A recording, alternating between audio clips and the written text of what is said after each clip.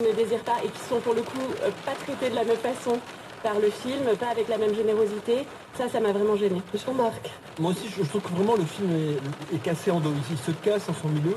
La première partie, c'est vraiment brillant, c'est tout ce qu'on peut aimer chez Guédiguian. On retrouve son agilité très très grande, à tricoter un récit, à mettre en scène des interactions complexes entre les personnages. J'aime beaucoup la manière dont il filme à la fois des liens de domination et des liens d'affection. C'est-à-dire qu'on peut effectivement travailler chez quelqu'un, prendre soin de lui, l'aimer sincèrement et en même temps le voler. Et cette complexité-là, c'est ce côté marxiste sentimental qui est chez Guédiguian me touche beaucoup. Et j'aime même la manière dont le personnage de Grégoire le Prince ringuet au début est vraiment une sorte de principe de censure du désir de son père. La jeune génération, tout à coup, se venge de ses parents lorsque s'inversent les liens de domination lorsque les parents deviennent vieux. Et ça, c'est assez fort. Mais tout à coup, il y a effectivement l'inoculation d'une intrigue amoureuse, où tout à coup, il y a une romantisation du coup de foudre. L'amour transcenderait tout et tout.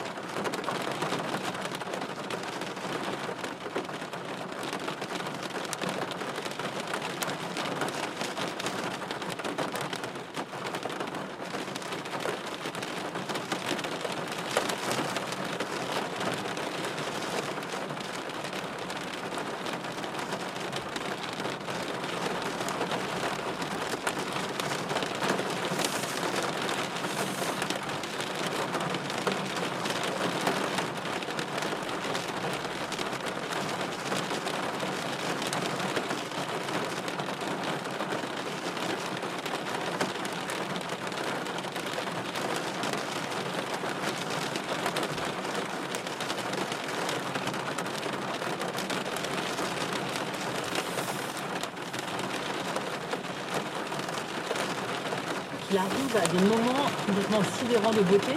Pour moi, c'est vraiment un cinéaste marxiste, très politisé, qui finalement fait entrer dans son film quelque chose qui n'était pas prévu, qui est la beauté. Et pour moi, le film parle de ça, c'est-à-dire c'est un film qui nous dit en gros le luxe dans la vie, c'est l'essentiel, et qui nous dit en gros la beauté n'est jamais le programme, elle désorganise la vie. Et que la beauté, justement, est un luxe qu'on peut s'offrir. Voilà, c'est ça. C'est même pas un luxe, c'est voilà. Et je me souviens de Guédiguian qui disait